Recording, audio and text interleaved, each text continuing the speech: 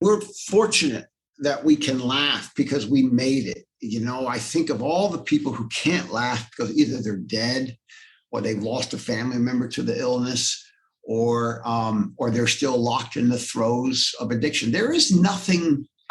There was a time when I thought I was having fun when I was under the influence, but looking back on it all these decades later, I realized there wasn't a whole lot of fun there at all, really. There might have been some moments where I thought I was having fun. The fun I've had over the years, the satisfaction that I've had, comes from my recovery, not anything that happened to me when I was under the influence.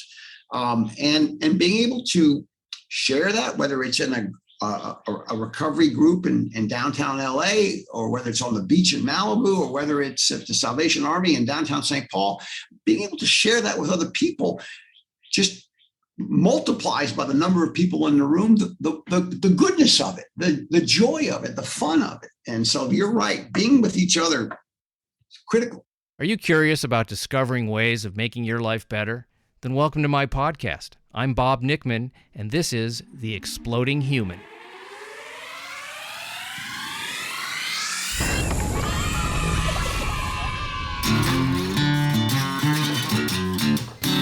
Listen in while I talk with all kinds of people in the fields of personal growth, health and healing, alternative therapies, psychology, spirituality, environment, and the future. I'm looking for those answers that make life better for everyone. You'll meet cutting-edge practitioners, doctors, artists, filmmakers, business people, and those who have overcome challenges, the brave, the curious, anyone who's out there helping us humans to explore, expand, and explode. Hey, welcome to The Exploding Human. My name is Bob Nickman. My guest today is William C. Moyers, who is the Vice President of Public Affairs and Community Relations for Hazelden Betty Ford, and we're going to be talking about addiction, treatment, and recovery today. But first, I'd like to invite you to visit my website, theexplodinghuman.com. Over there, you can listen to all the episodes, read synopses of the episodes, see photos of my guests, a little bio on myself, and there's a donate button if you'd like to support the show. Much appreciated. You can also listen to the show on YouTube. That is The Exploding Human with Bob Nickman, Add with Bob Nickman, and the Exploding Human Facebook page. As I said before, my guest is William C. Moyers. He has been associated with Hazelden Betty Ford for about 25 years, and he has a very strong message about addiction, treatment, and recovery, which he carries to audiences across the nation. William has appeared on Larry King Live, the Oprah Winfrey Show, Good Morning America, and he's been on NPR. He's the author of several books, including his own memoir, Broken, My Story of Addiction and Redemption. He's a very open, honest guy and talks about his own story. I talk a little bit about my own story. And William talks about what actually goes on at Hazelden Betty Ford and the options people have and the many paths to recovery. And if somebody is struggling, how they might go about finding a new way of life through recovery. So here he is. This is William C. Moyers. I'm so happy you're here, William. And just tell us what your title is and give me a brief thing of what you do so then we can go from there, because I know it's great work you're doing at Hazelden. Well, yeah, Bob, thanks for having me. I really appreciate the opportunity to carry the message. I've been at Hazelden since 1996 as an employee. Hard to believe. I've been there 25 years or so. I'm the Vice President of Public Affairs and Community Relations, and that's sort of a long title that can encompass any number of activities and responsibilities. But the bottom line is I am really the public advocate for the organization. So I'm always out and about, pre-pandemic, giving 3 or 4 speeches a week, doing presentations, carrying the message. In the pandemic, my focus was on Zoom, of course, and social media. But I really have been, over the last 25 years or so, the face and the voice of the organization.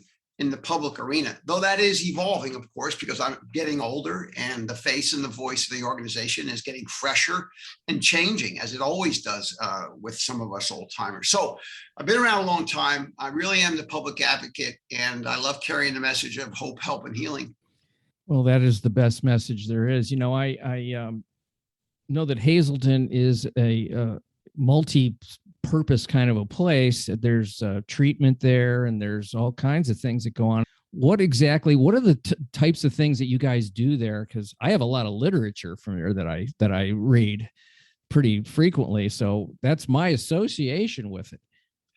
Great point, Bob. A lot of people only know us as the publisher of the 24-hour-a-day book, that little black book, or some of the famous pamphlets around King Baby and fourth step activities. We are a publisher. We're the largest publisher of self-help material in the world outside of the federal government. And a lot of people know us that way. Now, a lot of other people know us for how we were born in 1949 in Minnesota, where I live today. We were a treatment center, and we still are a treatment center, a not-for-profit treatment center. We're now called the Hazelden Betty Ford Foundation. We merged with the Betty Ford Center back in about 2014. So we've got treatment. We've got residential treatment. We've got outpatient treatment. And in this pandemic, we've had virtual intensive outpatient treatment. We are a publisher. We have an accredited graduate school. People can come to us and get their master's in addiction studies. We are an education organization in the sense that we educate doctors and other healthcare professionals about addiction treatment and recovery. We have a research center, the Butler Center for Research. We have an advocacy arm, which is what I've been very involved with over the years. We are a really multifaceted organization, but we really do exist and thrive in the space of addiction treatment and recovery. And it's a 12-step based organization, I would assume. Yes. We have evolved as lots of healthcare organizations have evolved over the years to sort of meet the dynamics of what research tells us about addiction, what treatment tells us about addiction.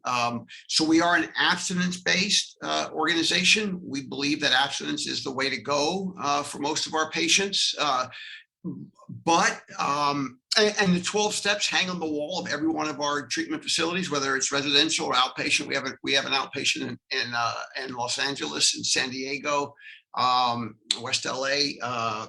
So we are abstinence-based. But I will tell you that in the opioid epidemic, we began to realize that our approach to opioid use disorders, people who are addicted to pain pills primarily, the abstinence 12-step way was not necessarily effective with all of them. And so we began to incorporate the use of clinically appropriate medications, anti-craving medications to help particularly quiet that craving brain of our patients who are addicted to opioids. So we are abstinence-based, but we also try to be innovative and stay on pace with the times. Yeah, that would make sense. I mean, I sort of stopped. I stopped doing all that stuff, 36 years ago. So opioids were not a thing. So I don't know I really don't know about that world, but I know that it's causing, enormous problems. And I like the idea of maybe weaning somebody off it with anti-craving, because that piece of it, if it's that strong of an impulse that you can't stop, and there is something that can stop it long enough to get people traction, to get some traction. Okay. Then why not? I mean, I always say to people, I'm on the side of what works. Yeah. And if something's working, keep doing it. And if it's not working, that's when you might want to change it. Bob, you get that. And for an old timer like you, and I don't mean to say that in an age-wise, but you've been walking your walk, as you said, for 36 years now. A day at a time does that up after a while. For an old timer like you to say that is very encouraging, because I will be candid with you. When we began to incorporate these anti-craving medications like buprenorphine or Suboxone into our treatment regimen for our opioid-dependent patients, we got a lot of blowback. We got a lot of blowback from the recovery community, particularly the 12-step recovery community, that was saying, wait a minute, wait a minute, what are you doing? You're using drugs to treat drug addiction. That's not fair. I even had an old timer in recovery with 40 some odd years of sobriety say to me, you're ruining AA, you being Hazelden, you're ruining AA because you're discharging your patients into the recovery community of the Twin Cities and they're under the influence. And I said, well, wait a minute, what do you mean? And so we had it out and I explained why these medications were appropriate. We weren't forcing our patients to use them, but if they wanted to use them as part of the regimen and we really recommended it, they certainly could. Our goal was to taper people. But the fact of the matter is that they were just as committed to their recoveries as anybody else. Long story short, when this old timer in AA said you're ruining AA by discharging people into the community under the influence of Suboxone, for example, I said, I tried to explain it. And after we got done drinking a cup of coffee over it, we went outside and he reached into his pocket, pulled out a pack of cigarettes, he lit one up and he took a long drag. And I said, Joe, you're ruining AA. He said, what do you mean, William? I said, you're using a substance, i.e. nicotine, to maintain your 40 years plus sobriety in AA. And he kind of looked at that death stick and took another drag of it. He says, yeah, you're right. I understand it. Yeah, I get it. Point being that there are many pathways to recovery. There are many crutches that people can use to get upright. And the appropriate use of FDA approved medications like Suboxone to help opioid dependent patients, it works for them in the same way that smoking or chewing tobacco works for old timers. We know that Bill W. and Dr. Bob were sober for many, many decades, but they used nicotine. And in fact, they died from their use of nicotine. So I'm not going to say shame on those who use nicotine. I'm not here to judge, but the point being that, that people like us use many things to help us along, and as long as they're not illegal or compromising other people's well-being, power to us. Yeah, I always like the saying, we quit the things in the order that it's killing us. Yeah, man. So if you've got something that's killing you and something else, is preventing you from, and then you quit that thing next when you're ready to do that. Yeah. I can't even tell you how much sugar and caffeine I consumed back in the early days of, abstinence from drugs and alcohol. It was enormous. And I had a gut and I was twitched out on caffeine and sugar. And, those things, they're substances that do alter your body chemistry pretty strongly, particularly sugar. Well, and, it took me years to distance myself from that. Not only alter the body chemistry, but they also, it's proven, researchers have showed us that like food or nicotine or sugar has an impact in the brain in the same way that other addictive substances do. And again, if we have somebody coming into Hazelden Betty Ford who's addicted to alcohol, the first thing we're going to do is to get them on their road to recovery. We're going to treat their alcoholism. If that means they have to continue to smoke, well, we'll offer them whatever it takes to wean off of nicotine, but we're not going to tell them to stop smoking because we'd rather get them to stop their alcohol use before we approach those other addictive substances. So that's probably more of a complicated, controversial subject than we want to get into. But Hazelden Betty Ford for 72 years now has really walked the walk of Alcoholics Anonymous and Narcotics Anonymous and Al-Anon. And we believe in that, and we always will, but we have become more progressive, if you will. We have altered our approach, our perspective, so that we can embrace the reality of today's addicts and alcoholics and what they need to get well. Are there other treatments for other addictions besides drugs and alcohol that you do there? Do you do food or other things like that? Or is that a separate type of a facility that somebody would go to? Great question. We don't treat anything other than a dependence on legal and illegal substances. So alcohol, cocaine, marijuana, opiates. We do see a lot of our patients coming to us with what we call co-occurring disorders. And that could be an addiction to food, an addiction to gambling, an addiction to technology or the internet, addiction to sex, when we have patients who are like that, we will stabilize their addiction to alcohol and other drugs, make sure they get on the road to recovery, and then we will recommend or refer them to another facility that's more competent, if you will, in addressing those other addictions. Yeah, it's like you want to clear the mind as much as possible to take a hard look at the other things. I have a friend who used to say, if you want to find out why you drank, stop drinking. You'll find out. Yes. And, and that's the other point here, which is that recovery is a lifelong process. And just putting down the substance is important, right? But it's not the only component of our illness. People like you and me have an illness of the mind and the body and the spirit. And so we've got to address those and just simply, well, there's a famous saying that says, what good is sobering up a horse thief if they're still going to be a horse thief? Mm-hmm. So yeah, you want to get them sober, but then you've got to address all those other behaviors and those attitudes and those resentments. And that's why in the 12 steps of Alcoholics Anonymous, as I remind a lot of people, the substance is only mentioned one time. It's mentioned in the first step. We admitted we were powerless over alcohol, Percocet, weed, whatever. We admitted we were powerless over alcohol and our lives have become unmanageable. Okay. And steps 2 through 12, there is no other reference to the substance until you get to step 12, where it talks about working with other alcoholics. Well, why is that? Because you and I have a drinking problem, but our bigger problem is a life problem. And so learning how to deal with life on life's terms without the substances is what working the steps and walking the walk is all about. So yes, got to address the substance, and then you got to address the people, places, and the things that cause us to be, as the big book says, restless, irritable, and discontent in our own skins. I remember the first time I read that phrase, restless, irritable, and discontent. And my first thought was, how do these guys know me so well? So true, isn't it? I was that guy when I was a kid.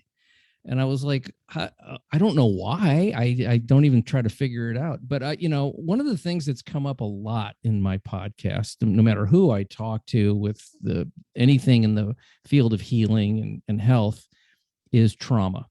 It comes up all the time.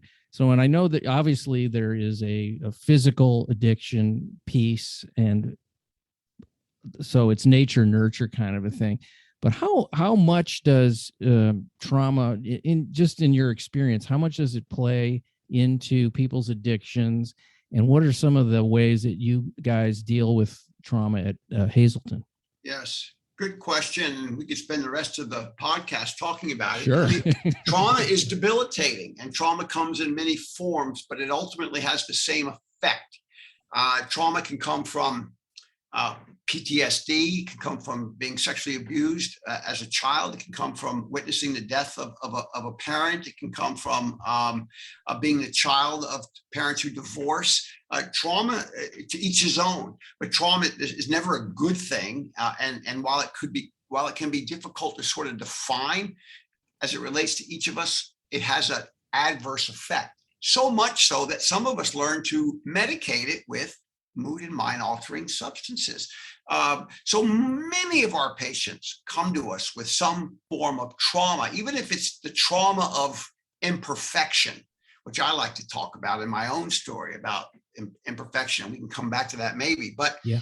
And then there are others who have, sort of diagnosable trauma. I'm not sure I know any addict and alcoholic who hasn't had trauma in their life's experience, whether it's clinical trauma or the trauma of life. And so we have a lot coming to us that way, Bob. We recognize it, we treat it.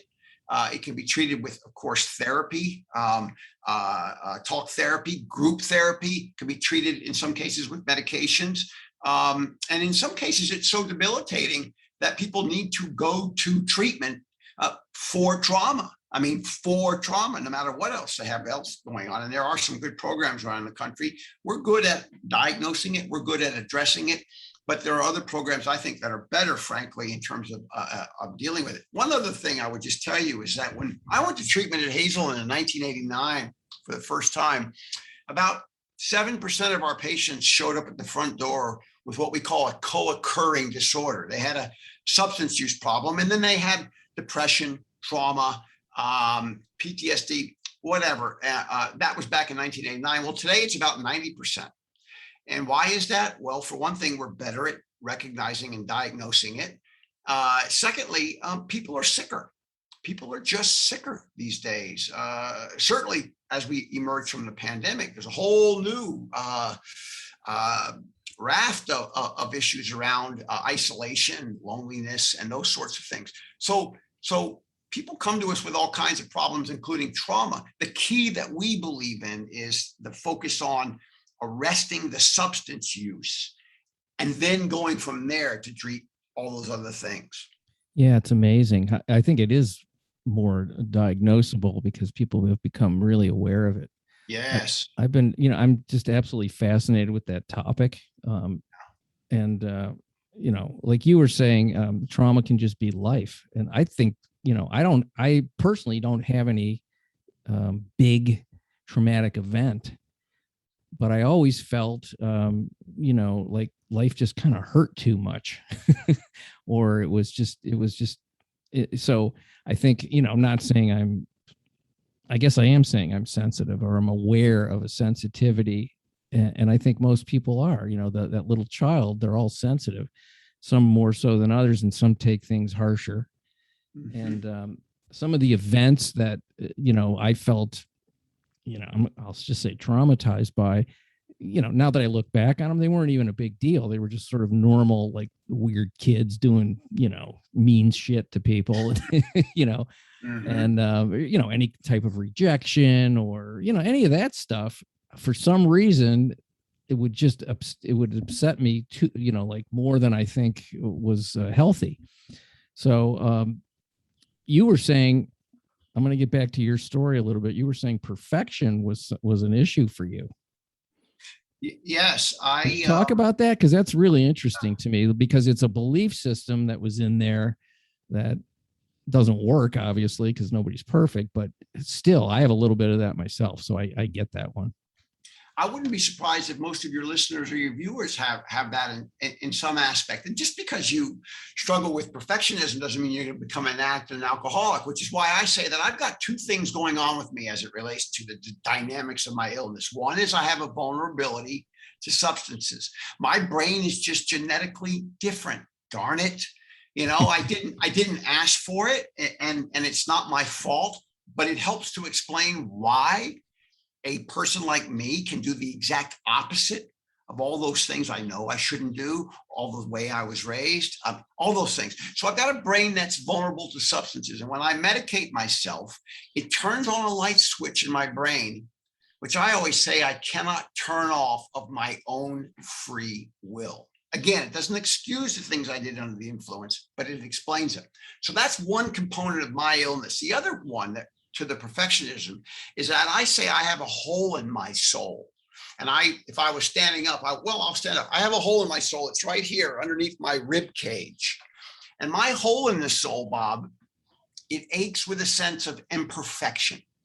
It aches with a sense that I'm not good enough or I need to be better than.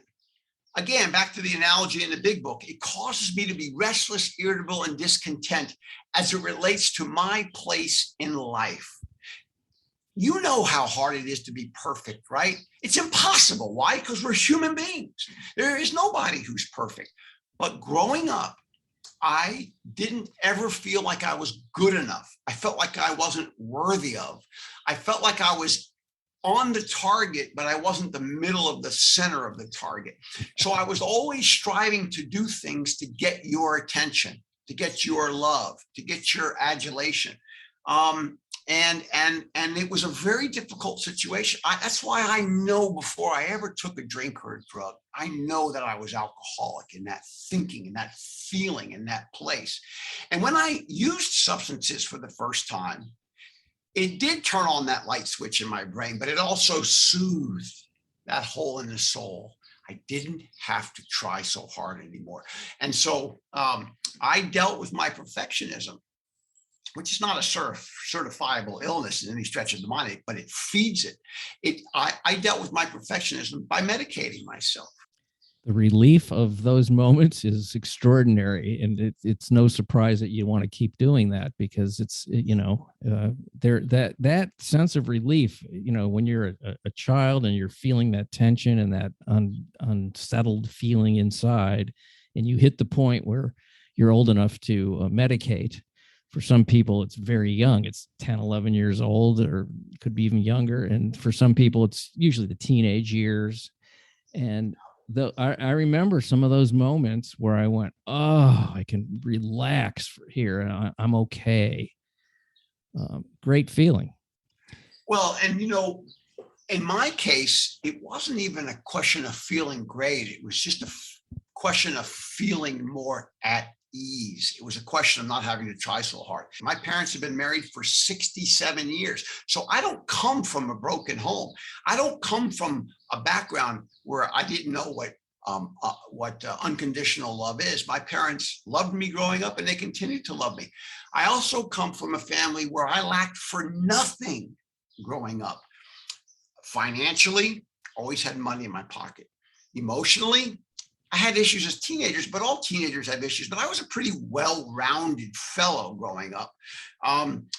Financially, emotionally, morally, my parents taught me the difference between right and wrong, good and bad, and love and hate. So I was raised with good morals. And the other thing that's interesting too, Bob, is that I was raised with as somebody who believed in a higher power. There's a lot of the public thinks that addicts and alcoholics are people who are morally bankrupt or spiritually bankrupt, or are just bad people, or live under bridges, or don't have money, or don't have a college education. I'm the opposite of what the public's perception of addiction is, because I lacked for nothing growing up, nothing. And in fact, my father is the journalist Bill Moyers. And a lot of your viewers or listeners probably wouldn't know who he is. He's been retired. But my father was a well-known, widely respected journalist for 30 years. He won 30 or 40 Emmys, a couple of Pulitzer Prizes. Before that, my father was President Lyndon Johnson's chief of staff and press secretary in the 60s. And before that, my father set up the Peace Corps under President Kennedy in 1961. What most people who know who Bill Moyers is don't know is that before my father was all those things, my father was an ordained Southern Baptist minister. When I was born in 1959 in Fort Worth, Texas, my father was in seminary, and he and my mother, who at that time had been married for 5 years at the age of 20, were pastoring a small church in Central Texas. And I share that because I had it all, man. I had everything you can have to grow up. Even that connection piece up there. But I have, as I said, I had this. And I think all those other things contributed to this irritability and my hole in the soul. And I don't know how I did it up to the time I was 15. But when I was 15 years old, in about 1974, 75, I smoked marijuana willfully for the first time. I didn't smoke marijuana to get high. I didn't smoke marijuana to find the answer. I smoked marijuana because I was a teenager and it was offered to me and I wanted to be part of. But when I smoked for the first time, you know how we all remember that first drink or that first being under the influence. When I smoked marijuana for the first time, man, I said, oh yeah, this doesn't hurt so much anymore. I don't have to aspire to be the son of Bill and Judith Moyers. I don't have to try to be better than. I can just be me. And then the next 15 years, off I went. I get it. Your story is similar to mine in terms of, not really having any struggles in the survival camp. And that first time, to getting loaded was fantastic, and let me say, I do know who your dad is. Love Bill Moyers. Have always loved everything about him. Every time he was on television, I'm like, I got to watch this guy. He's just too smart and too great and too caring not to watch. It was fantastic. I did not know he was a minister. That's the only thing I didn't know. But it makes sense. I mean, there was a very high moral compass there that was always an enjoyable thing to watch. And I remember watching him just going, why can't everybody just watch this guy? Because he makes sense. It just makes sense. It's like, come on.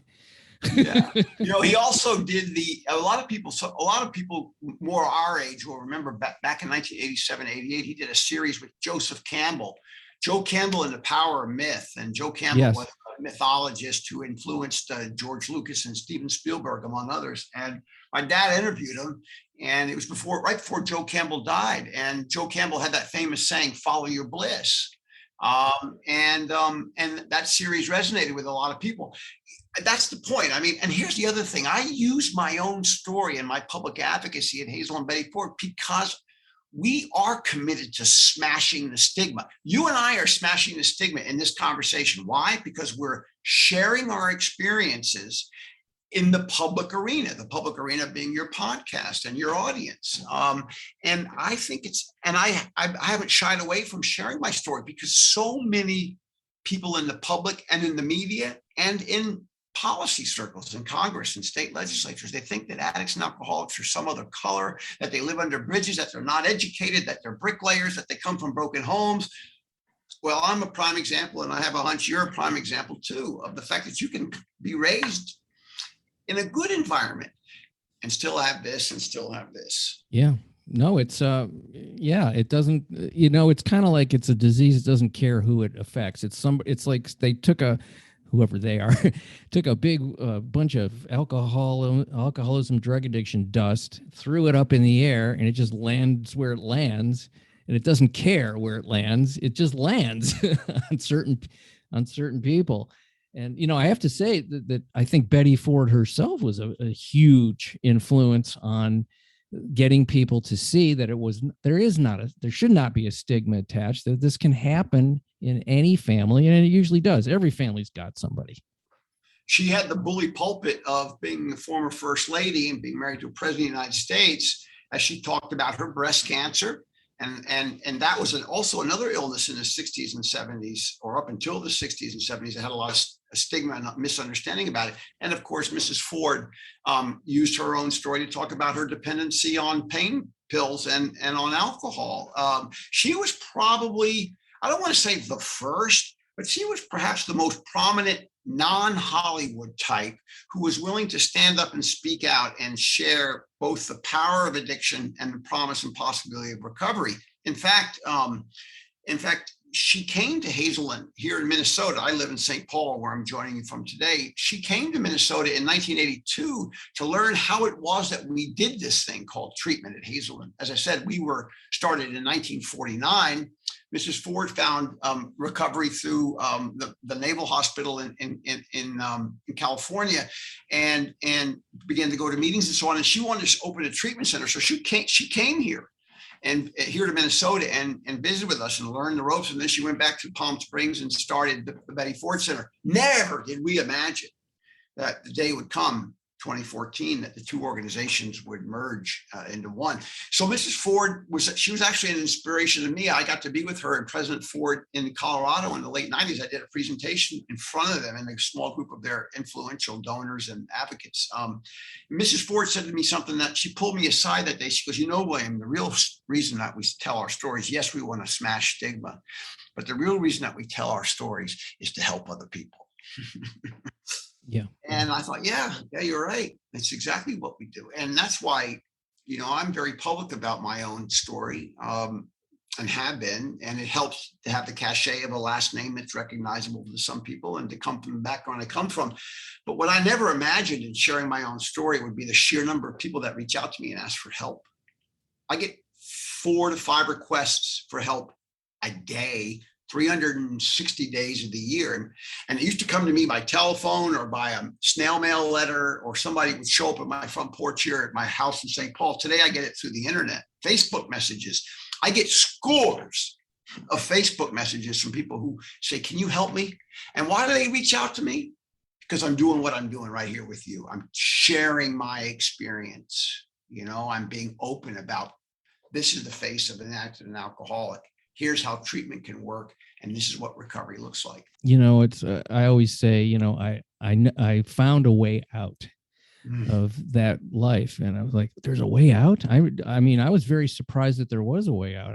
For one, I didn't know what I had, and then once I found out what I had, then I found out there were people that found a way out. And I'm like, well, where are they? Let's go. Let's see if I can relate to it in any way. And I did. Well, there's the irony, Bob. You just nailed it, man. You know, we never worried about our anonymity when we were using substances. We didn't. It's true. So what happens to us when we find recovery? Well, for those of us who find it through a 12-step program, suddenly we become anonymous. And I understand the issue of anonymity. Believe me, Bill Wilson was brilliant when it came to why anonymity mattered. And anonymity has helped the spiritual foundation of anonymity has allowed Alcoholics Anonymous to survive since 1935. But it has the anonymity issue and the way people confuse it with public advocacy has kept us in the closet, so to speak. Because when we get well, we disappear as the addict and the alcoholic that we used to be. And people say, oh, look at Bob, look at William there. He's better now. He must be going to church, or he must have pulled himself up by his bootstraps there, or maybe he got in trouble. Well, that might be a little bit of it. But the fact of the matter is we got well because we got access to treatment, but more importantly, we got access to a recovery program that tends to work for lots of people.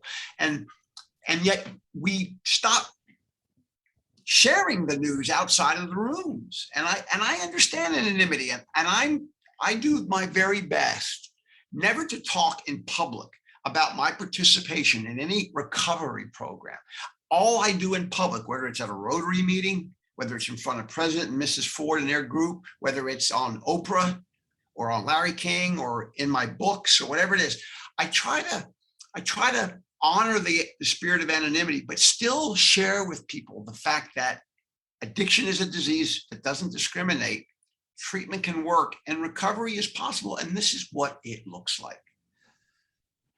That's an important message. There's so many people struggling. And the other piece of it, is that, and I've heard this quite a bit, but maybe some other people haven't, that the opposite of addiction is connection. Mm-hmm.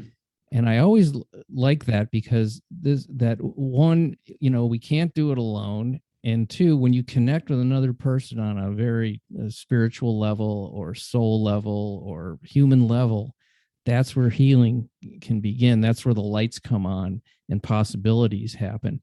So putting a message out there like that is allowing for connection. If people are contacting you, it's because they feel safe to contact you. You've connected with them. I'm also easy to find. I work at Hazelden Betty Ford. I'm not an athlete, a famous athlete or actor living behind the gates of a exclusive community in Malibu. I'm William C. Moyers, public advocate, Hazelden Betty Ford, with a phone number listed in the phone book or on the internet, and people, I'm accessible. And that's what so many people are looking for, is somebody who's been there and done that. And if I don't share my story, not just the addiction piece, but the recovery piece, if I don't share that, then people aren't going to see in me what I am, and which is somebody who's been there and done that and recovered and can help other people. And it's incredible how many people struggle with, in isolation, to your point, in loneliness, with this disease and don't know what to do about it. If they get arrested, they might get a way out, but by then it's too late. If they fall down the stairs and break their leg, maybe their doctor will recognize that in addition to a broken leg that he's treating, they have alcoholism.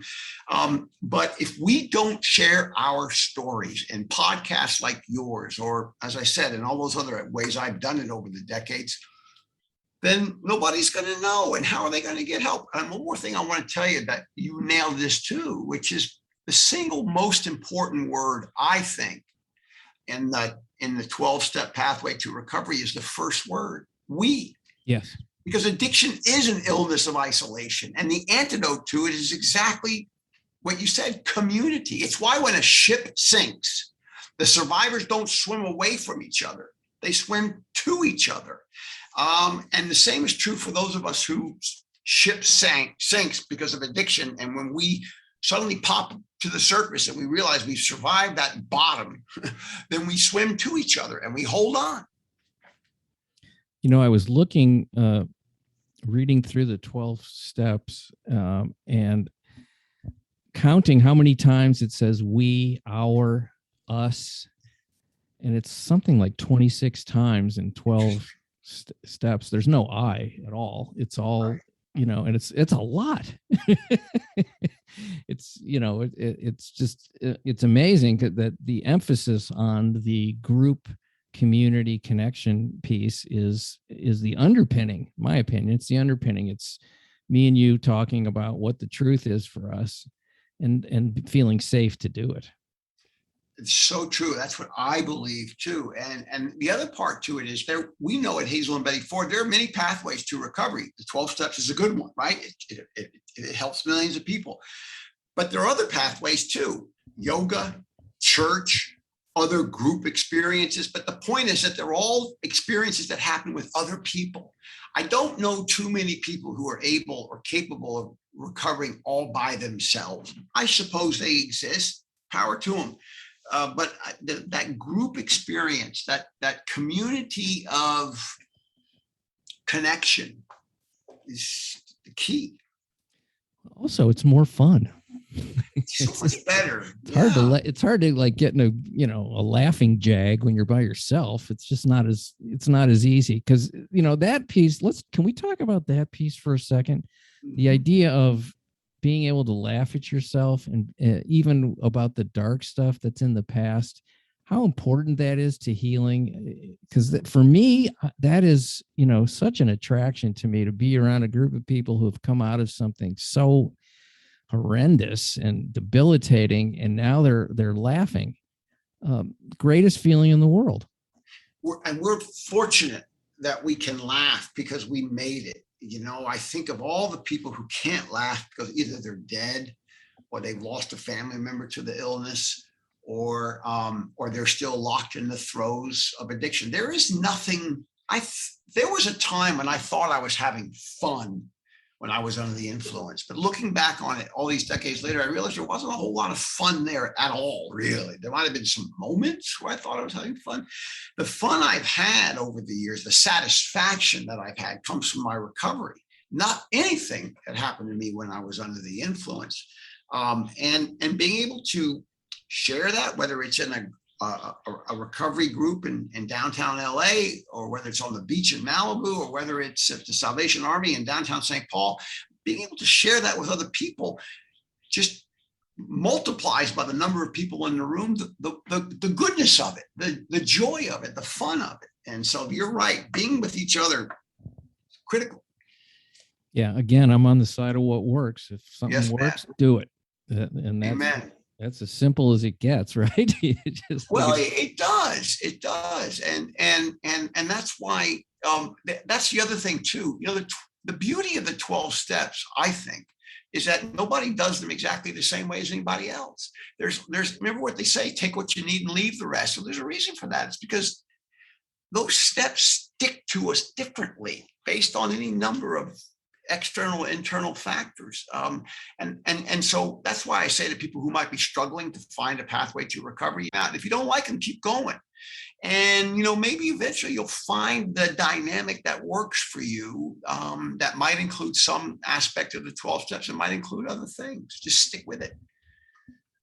Yeah, that's, and that's the question I ask myself about almost everything, including, does this belief system I have about something work or not work? It's like, and that was one of the things I have to say when I got sober, was the illumination of the belief system that I had moving through the world, systems, the characters I was playing as survival tools to, to get by, that I went, oh, that's really not working anymore. For example, being a cool guy, that's exhausting and it didn't work. But I thought okay, well, I have to do that in order to fit in. I'm going to be this type of guy. Or even the character of the misunderstood guy. Oh, poor me, I'm misunderstood. Nobody gets me. That worked for me as a survival tool. And those character traits that I manufactured for myself as a survival tool, having to smash those by realizing they didn't work This isn't working anymore, was a huge revelation to me, where I went, oh my God, I pride myself on being one of the most honest people, no bullshit guys ever. I was a stand-up comic. I'm supposed to cut through society's bullshit. I'm the safety valve I'm the truth teller. And all of a sudden I'm going like, I'm not really that honest about myself. Yeah. Really, that was a kind of a brutal awakening. Yeah, for me, that struggle that I had, I mean, I've had a lot of struggles, but the one for me that really required me to have a wholesale change in my belief system was in the role of my higher power. And in my life, as I said, I'm the son of a Southern Baptist minister. I grew up with a fundamental understanding of power greater than myself, God, I call it, with a capital G. And that's how I was until I believed unconditionally. I guess you could say I had blind faith. I just believed unconditionally. When I was 12 years old, I had a tragic experience in my life, which I wrote about in my memoir called Broken, which was I witnessed the death of 6 people who were standing underneath a tree that got struck by lightning in the middle of a national forest. And I could not square the power of God's power with the fact that these 6 people standing underneath one of 20 million trees in a national forest were struck down by an act of God. I didn't fly for me. So I went from blind faith to no faith between the time I was 12 years old until I began my journey in recovery in 1989. And even then, when I was relapsing and I was in and out between 89 and 94, I kept saying, come on, man, why can't I get it?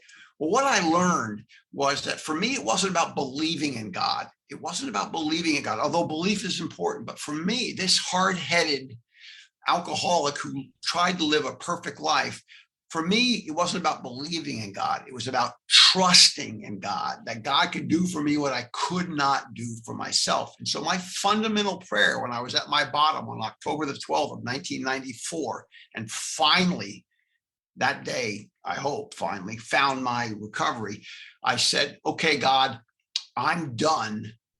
Have me, mm-hmm. and that didn't mean like have me the way I want you to do it, the way I expect you to do it. Just have me. I am compliant. I am Play-Doh. Do with me whatever you are going to do with me so that I can gain my recovery before I kill myself. And it worked. So we all have our beliefs. We all have our expectations. We all have our needs.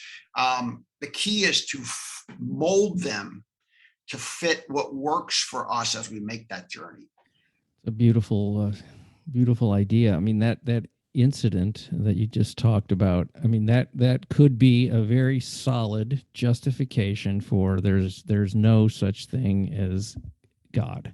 Amen. And there's a lot of things like that. And that used to be, those things used to be certainly be my arguments against any kind of higher power. I mean, I knew a guy who was a cop who was adamant that there was, he was an adamant atheist, and he cited very specific things that he saw in his police career that were horrific.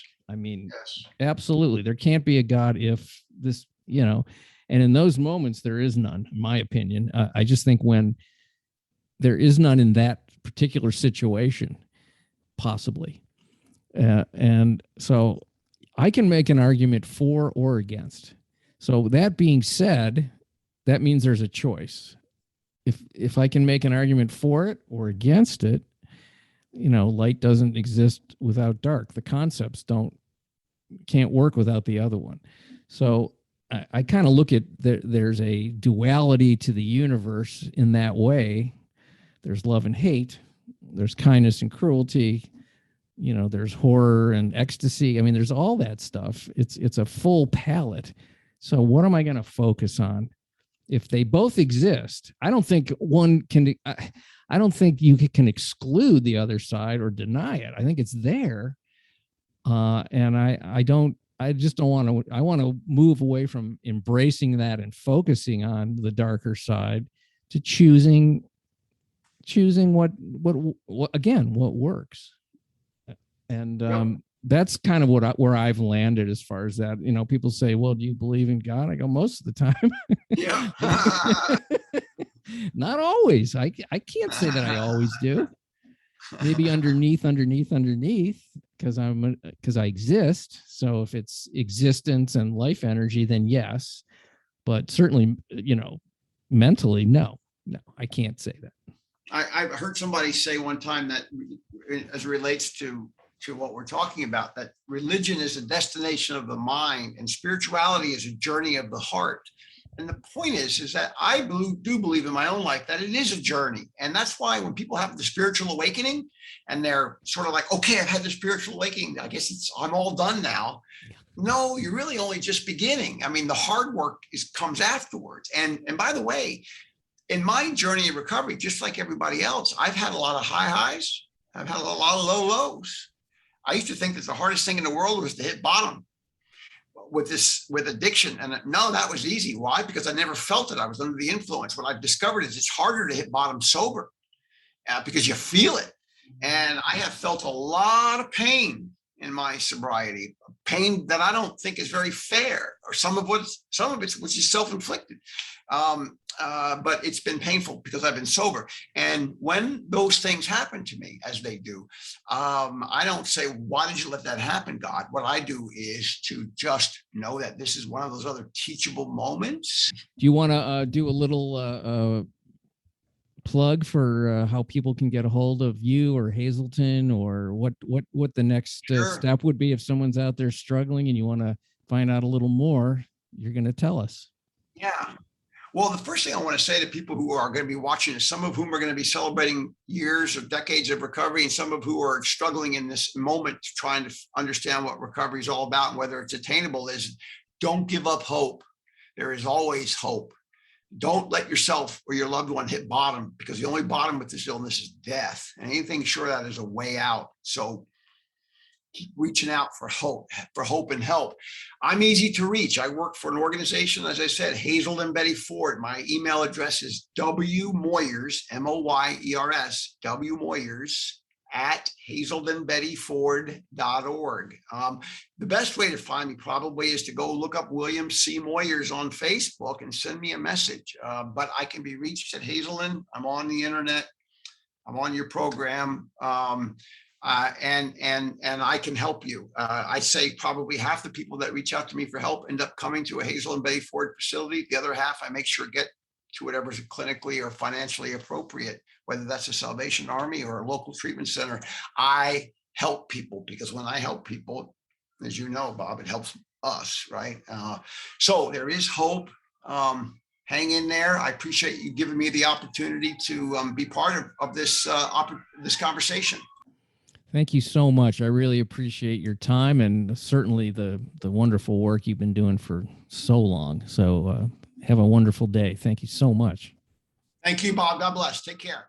Thank you, folks, for listening to The Exploding Human. Please visit the website, theexplodinghuman.com, and you can also listen to the show on YouTube, The Exploding Human with Bob Nickman, and The Exploding Human Facebook page. Once again, big thanks to William C. Moyers and his wonderful message that he carries and has been carrying across the nation for the last 25 years. You guys have a wonderful day. Thanks for listening.